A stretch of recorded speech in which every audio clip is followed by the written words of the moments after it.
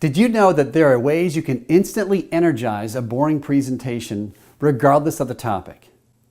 And those are through movement, gestures, voice, and stories. Regarding movement, if you're seated at a table, find reasons or ways to stand up and move around, not just to stretch your legs, but to give your audience something more visually appealing to look at. Or if you're standing behind a podium, find reasons and ways to step out from behind the podium. Think about ways you can walk across the stage.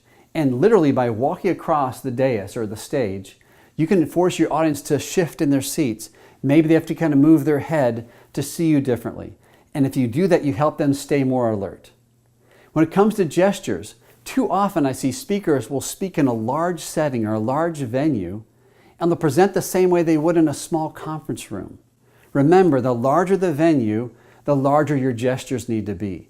So don't be afraid to scale up your gestures accordingly, your movements.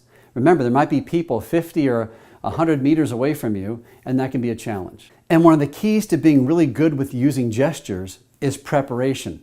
Now, we have other videos that discuss how to be more prepared, but the more present you can be, the more natural your movements will be, because you'll be spending less mental energy on what you're saying and more energy on how you're saying it. Gestures also help you with adding more texture and energy to your voice. Did you realize that when you do a gesture outside to the right or left of your torso, that there's a momentary bump or lift in volume? There's a momentary increase in inflection.